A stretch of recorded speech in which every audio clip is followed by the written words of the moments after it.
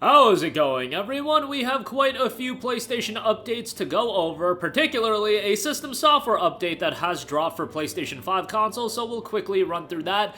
The Stellar Blade critic reviews are out, and guys, I hit it right on the money as far as the Metacritic score goes. I didn't go out on a limb. I think a lot of people were expecting it. I did see in the comment section a lot of people thinking very highly, thinking it was going to be in the 90s. I just didn't see that being possible for a wide variety of reasons. I said high 70s, low 80s. It is sitting at an 82 right now. So I guess I wasn't right on the money given that I didn't give a specific score, but I did give a range, and within that range, although that was a pretty predictable range for the game to fall in, and a lot of the areas seem to be the game excels where people wanted to excel, so that is great. And I do want to go over a major free update that just dropped for a game that is also on sale right now, a relatively recent game. We'll talk that at the end of this video. But right off the top, system software update features for PS5 consoles version 24.03-9.20.00. Game help has been expanded by adding community game help features. In game help, you will see hints labeled community game help in supported games, which indicates that the hint was generated from other players' gameplay videos.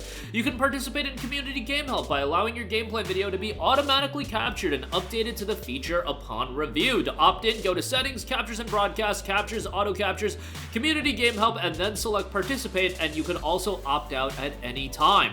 We've also got some remote play updates. If the persistent message remote play connected is displayed during remote play, you can now hide this on your game screen. Go to settings, system remote play, and turn on hide remote play connection status. I've noticed that this has been an issue on PlayStation as far as notification messages just repeatedly coming up. The most I've noticed is when like a PlayStation controller loses battery life, and then it'll continually just pop up being like your controller is low on battery, but you already put it into charge. That's what I've noticed, but whatever, that is something that I'm sure that they're aware of.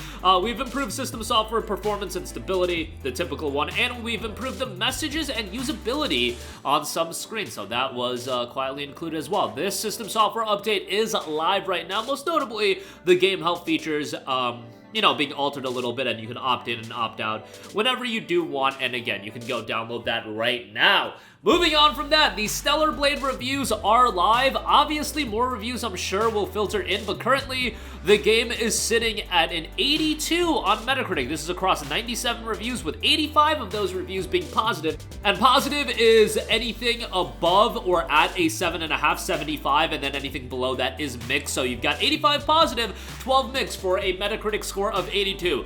Generally, just going through some of the reviews, what you see over and over again is that there are some dull characters, the story isn't as well fleshed out, but the battle system and the action combat seems to be a very, very positive point of the game, and I think the point that will mostly be tied to how well this game is received. If you have a good soundtrack, you have stylish action gameplay that is satisfying to play, ultimately, I think you've got a lot of good in Stellar Blade. Based on reading these reviews, I also think this is a gigantic success for Shift Up. Look, Shift Up, as far as doing big budget console titles, this is a first for them. So to deliver a game that is a new IP, their very first major console title at a premium price point, and get it at 82 on Metacritic, that is fantastic. There should be nothing taken away from this. This is a gigantic home run, and I think this will only propel the excitement level of the game. Yeah, I saw IGN gave it a 7, and they're the most prominent reviewers, but I also saw a lot of people in my comment section, which is a very small sample size, so I try to not take it,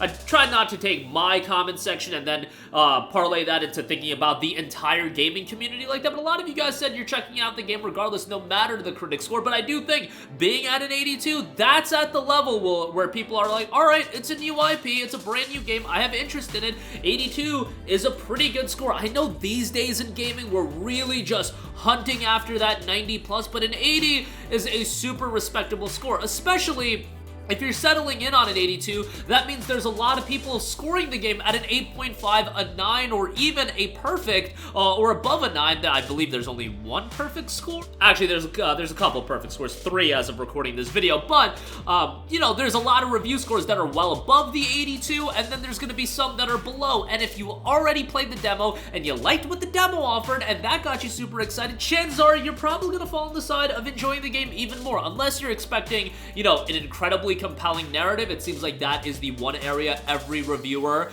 is pushing back on, which it is what it is. I think most people are going in for the slick design, you know, the action gameplay, the attractive character, you know, those are the elements drawing people in. And at the end of the day, if this game does well, Shift Up has a phenomenal foundation where now they can build upon, whether they do a Stellar Blade 2, whether they decide to do another new IP that's action-based. I think that would be absolutely ridiculous. I think Stellar Blade 2 is absolutely what they should be looking at, given that, guys, the hardest thing to do in gaming is being a new studio, dropping a $70 premium title, and it's a brand new IP. Like, that's very difficult to pop off with. They're gonna pop off with Stellar Blade. They got a good review score across the board, at least a good Metacritic aggregated score. The excitement level is there. It's gonna be a PS5 console exclusive, and it's gonna do well on there, and then when it ultimately releases on PC, that excitement level is only gonna be heightened, and more people are gonna check it out. They have an IP here that has resonated. They can certainly build upon it, and I'm not saying it's gonna be to the point where it's like a God of War for Sony, but I do think it can be a foundational IP that Sony can have in their back pocket, and I think it's gonna sell very, very well. And again,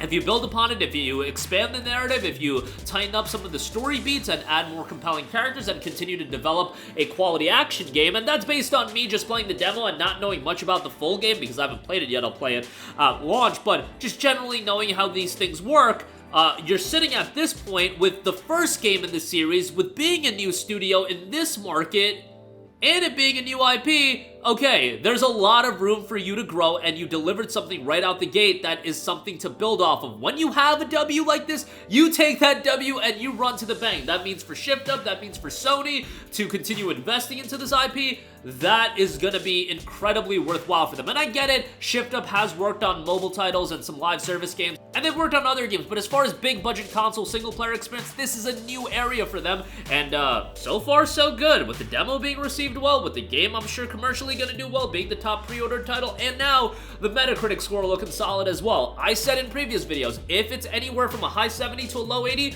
they should be incredibly happy about it. They're sitting at a low 80, and they should be incredibly happy about it. Lastly, I do want to note that Lords of the Fallen has gotten a brand new free update, noting today marks the arrival of version 1.5 Master of Fate, the culmination of over 30 updates released since launch, resulting in significantly improved performance, stability, and optimization, alongside rigorous difficulty balances in response to your feedback. As part of this, we're also delighted to release our highly anticipated advanced game modifier system, available to all players, granting the ability to fully customize your playthrough. This now concludes the free content roadmap announced shortly after launch, which has added the following content and quality of life enhancements for Lords of the Fallen: significant performance optimization and stability, rigorous difficulty balancing, split PvP and PvE game balancing, online multiplayer enhancements, new quest lines including Season of the Bleak, Trial of the Three Spirits, and Way of the Bucket, new armor and weapon sets, additional secret boss weapon abilities, improved boss encounters with additional movesets and new AI, 12 new spells, new Grievous Strikes, 3 new projectiles, and quality of life updates across the board as well. While Lords of the Fallen, if you go back to late last year, as far as Souls-likes being released, Lies of P got the bulk of the attention, but Lords of the Fallen commercially did fairly well as well, and I think this is going to be an IP that's going to be here to stick around, or, you know, the studio continuing to do Souls-like titles. And from here on out, I believe they're going to be working on paid content, so keep that in mind as well, and you'll be able to check that out down the line. But yeah, the game is discounted on the PlayStation Store, 50% off for $34.99, still probably a little bit too expensive. The game did have quite the issues at launch, but a lot of that has been stabilized. But that'll do it for me. Again, system software update for PlayStation 5 is rolling out. Stellar Blade on Metacritic, doing fairly well as I'm recording this video, 82 there. Pretty positive reception for the game, all things considered. Lords of the Fallen version 1.5, a free update has dropped for that game. That's going to do it for me. Sound off with all of your thoughts in the comment section down below. Thank you for watching, and goodbye. Hey guys, we hope you enjoyed the video, and if you did, make sure to hit the subscribe button, and if you're already subscribed, do us a favor and hit the bell icon. This way you'll be notified whenever we post a new video. That's the best way to keep up with all of our uploads, and we usually try to upload 2 videos a day. And with the bell icon hit, you'll be notified whenever we do upload a video. As always, thanks for watching.